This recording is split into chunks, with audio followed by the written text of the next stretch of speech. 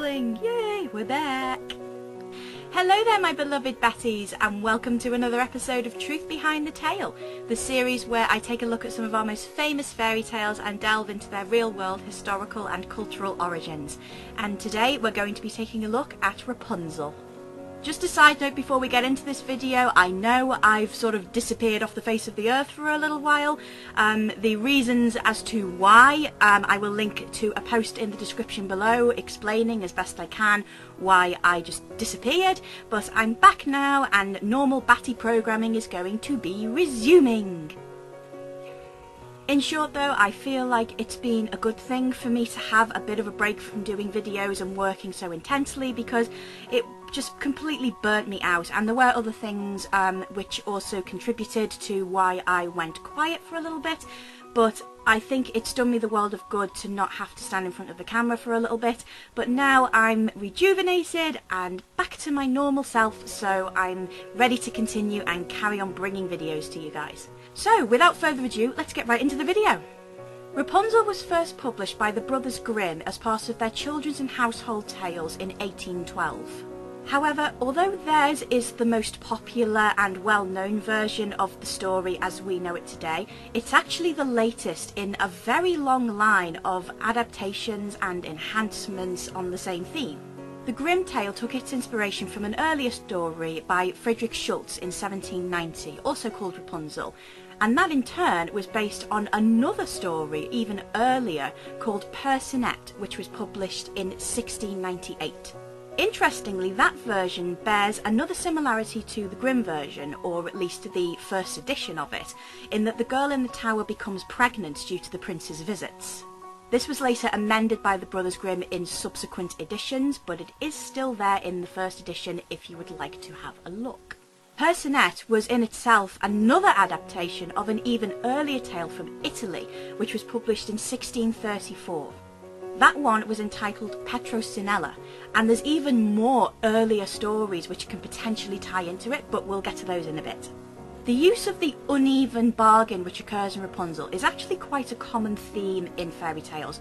We also see it in Jack and the Beanstalk, where Jack trades a cow for magic beans, and in Beauty and the Beast, where Beauty gives herself to the Beast in return for a rose. In Rapunzel, the bargain is Rapunzel's father agreeing to give his newborn child to the witch Dame Gothel if she will allow him to take some of her lettuce for his wife. According to folkloric beliefs, denying a pregnant woman any cravings was dangerous, and the extreme lengths that the father goes to provide for her needs is quite reflective of what lengths family members may have taken in reality for pregnant loved ones at the time. The Rapunzel lettuce that the father takes is commonly translated into English to be rampon or lamb's lettuce, and it's from that Dame Gothel names the child Rapunzel. In the earlier Neapolitan story Petronella, which we mentioned before, this features a similar motif, where the girl is being named after the titular parsley, which is stolen from an ogress. While Petronella is the earliest recorded variant of the European tale known to exist, Rapunzel bears striking resemblance to another story from Persia. The Shahnameh, or Book of Kings, is a piece of epic poetry which is now the national epic of Greater Iran, written at the turn of the first millennium. Included in it is the tale of a young woman who is locked in her palace and offers to let down her long hair so that her lover can reach her. In addition, some researchers have suggested that the story may be connected to Proto-Indo-European myths of sun or dawn goddesses, where a deity of light is trapped and then rescued. This may be a link to the Baltic solar goddess Saule, who was kidnapped and imprisoned in a tower by a powerful king, before being rescued by the Zodiac with a giant sledgehammer. Despite this collection of previous tales and legends, however, there does appear to be one real-life inspiration behind some elements of the story. In the mid-3rd century, Saint Barbara was born in Greece to a rich pagan farmer. She secretly converted to Christianity and rejected an offer of marriage he had prepared for her. In order to preserve her from the outside world, he locked her in a tower. She escaped after her father tried to kill her for her beliefs, but she was later martyred. And of course, we can't forget the condition Rapunzel syndrome, where a person actually feels compelled to eat their own hair and forms a hairball in their stomach. I'm not going to put any pictures of that here, but if you would like to go ahead and search for it, Google away.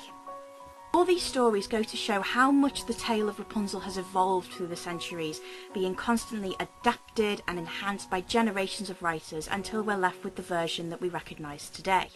It spawned countless adaptations and parodies, and seems to have a life as long as Rapunzel's hair itself. Thank you for joining me for this episode of Truth Behind the Tale. I really hope you enjoyed it. Please give it a big thumbs up if you did. And please don't forget to subscribe to the channel so you don't miss a single one of my videos. The next episode of Truth Behind the Tale will be coming on the last Tuesday of next month. It feels great to be back with you, Batties. I hope you have a wonderful day, and I will see you all very soon in another video. Bye!